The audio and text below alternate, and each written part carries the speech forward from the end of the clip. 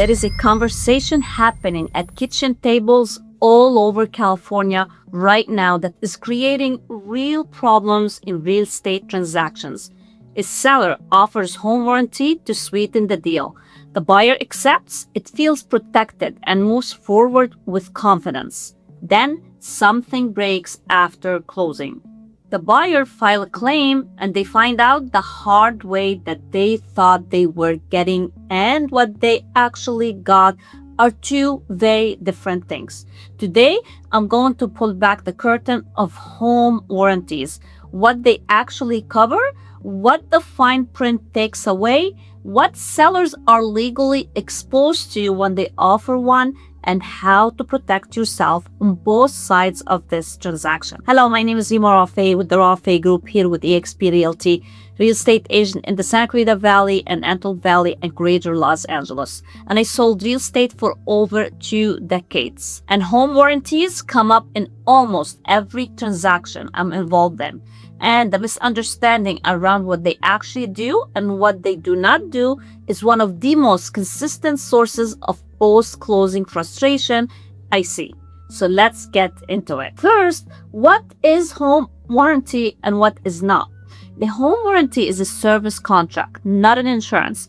A service contract that covers the repair or replacement of certain home systems and appliances when they fail due to normal wear and tear. In Santa Clarita Valley, Los Angeles area, and California in general, home warranties are regulated as home protection contracts by the California Department of Insurance under Insurance Code Part 7, Chapter 1. They typically cover things like HVAC systems, plumbing, electrical, water heaters, and major kitchen appliances. When something covered breaks down, you call the home warranty company. They send a technician and they pay for the repair or replacement minus your service call fee, which typically runs around $100 to $150 per visit. This is the pitch. This is what gets printed on front page of the brochure. Now let me tell you actually what happens when you try to use one, because the fine print tells a completely different story. The single most common reason home warranty claims are denied in California is the pre-existing condition exclusion. Every home warranty contract contains language that exclude coverage for condition that existed before the policy began. On the surface, that sounds reasonable. In practice, it is the clauses that gets used most aggressively to deny claims, and that's why it creates such a specific problems in real estate transactions. When a seller offers a home warranty to a buyer and the buyer closes on a home, the warranty typically begins on the day of closing. But the systems and appliances in that home have history, they have age, they have wear, and the moment something fails after closing, the warranty company sends their own technician to diagnose the problem.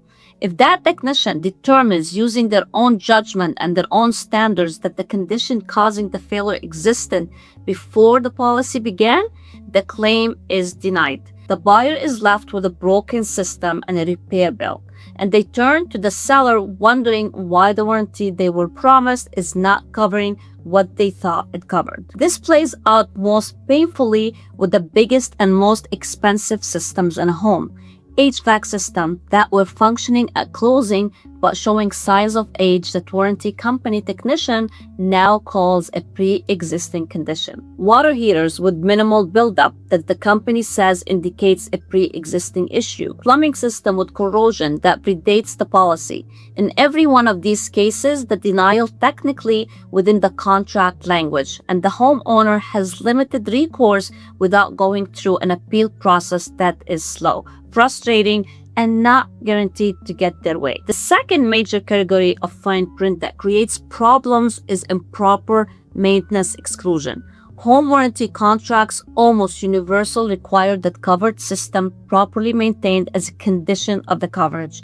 If the HVAC filter was not changed regularly, if the water heater was not flushed periodically, and if the plumbing was not serviced accordingly to the manufacturer recommendation, the company can use that maintenance gap as ground to deny the claim. The challenge for buyers for existing homes is obvious. They did not live in the home before they bought it. They have no idea whether the previous owner properly maintained the systems, and the warranty company's definition of proper maintenance may be far more specific and far more demanding than what any reasonable homeowner would consider normal upkeep. The third category is the exclusion of specific components within the covered system. This is the one that surprised people most because they assume that if a system is listed as covered, the entire system is covered. That is almost never true. Home warranty contracts cover systems which exclude specific components within those systems. A covered plumbing system may exclude fixtures, valves, toilets, faucets, and secondary lines. A covered electrical system may exclude panels, breakers, switches, and outlets. A covered HVAC system may exclude refrigerants lines, condensate fans, the thermostat, and ductwork. The component that fails is often precisely the component that is excluded. And the buyers who assumed that plumbing was covered is now paying out of pocket for repair that they generally believed their warranty would handle. The fourth issue is coverage caps. Even when a claim is approved, when the system's covered, the failure qualifies. Maintenance was documented, and no pre-existing condition exclusion applies. Most home warranty contracts cap the amount they will pay for any single repair or replacement. HVAC replacement caps are common at $2,000 to $3,000. Actual HVAC replacement costs in Southern California today run from $5,000 to $10,000 or more, depending on the system. The warranty pays its capped amount. The homeowner pays the rest. And they feel misled because the warranty was positioned as full coverage for major systems, not partial coverage with a gap that runs into thousands of dollars. The fifth issue is arbitration clause, and this one has specific implication in California. Most home warranty contracts include a mandatory arbitration clause that requires dispute to be resolved through arbitration rather than through the California court systems.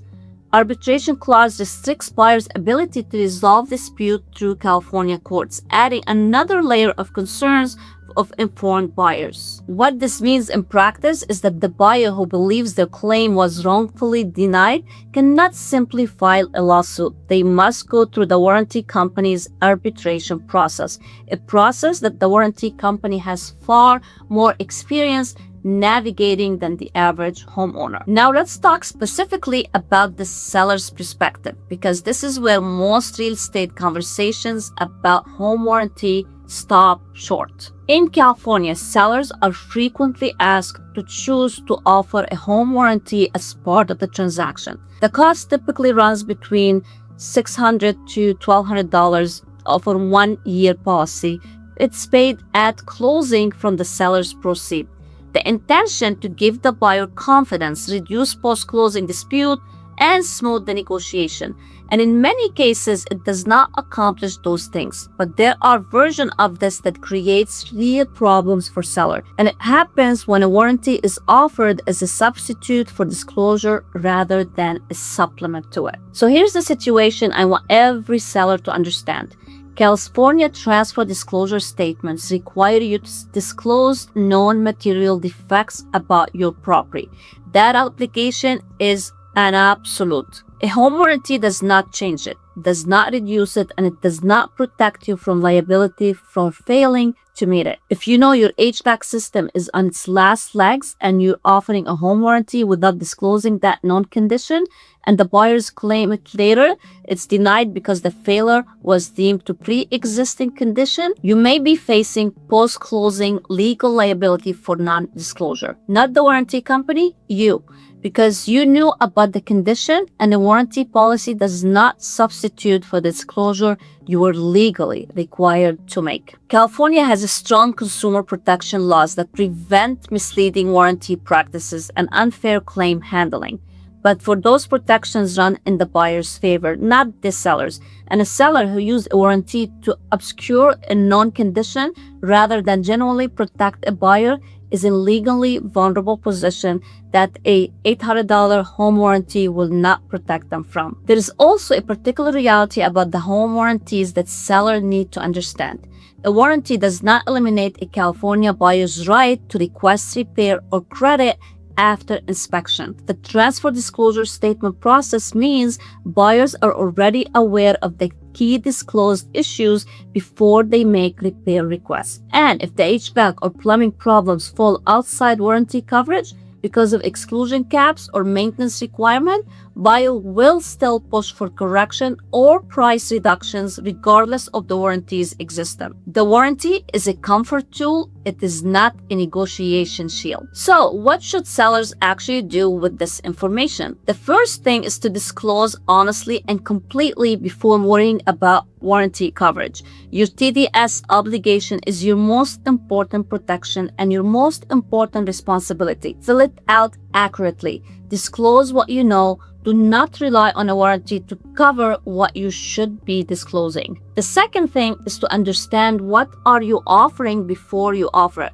If you are going to include a home warranty as part of your transaction, and in many cases it's a reasonable thing to do, read the contract, know what it covers, know what it excludes, know the service, the call fee structure, and the coverage caps, so that when a buyer asks you what the warranty covers, you can give them an accurate answer rather than repeating the marketing language from the front page of the brochure. Third thing is to talk to your agent about whether a home warranty actually makes strategic sense for your specific situation.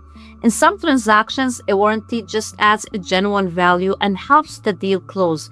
In other situations, if $800 expenditure that creates a false sense of security generates post-closing complaints and adds nothing to your negotiation position. Every transaction is different, and the right strategy depends on the age and the condition of your home system, the expectations of the buyer pool in your price range, and your specific disclosure pictures look like. The fourth thing is this is for buyers watching this video. This is the real warranty contract before you close, not after something breaks. Know exactly what is covered and know what is not. Know the service call fee, know the coverage caps, know the pre-existing condition language and what it means for the system in the home you are buying. And if something feels unclear or concerning, ask your agent, ask the home warranty directly. Get answers in writing, because the time to understand a contract is before you need to use it, not after you have filed a claim that just got denied. So here's the bottom line. Home warranties are not bad products when used correctly with clear expectations and honest disclosure on both sides. They can be genuinely useful tool in California real estate transactions. The problem is not the warranty. The problem is the gap between what most people think a warranty covers and what the contract actually says. That gap is where the post-closing dispute lives. That gap is where sellers face liability they did not anticipate, and the gap is entirely closable when the right information, the right disclosure, and the right agent guiding you through the process. If you're thinking about selling your home in the Santa Clarita Valley, Los Angeles area, I would love to speak to you. And I would love to discuss with you what disclosures pictures look like, whether a home warranty makes sense for your transaction, and how to position your home in a way that protects you legally and gets you the strongest possible outcome. That conversation is free and start with a phone call. You can reach out to me at 661-236-8899. My name is Zima Rafay with eXp Realty, and please don't forget to like, subscribe, and share this video with someone who might need it, and we'll see you on the next one.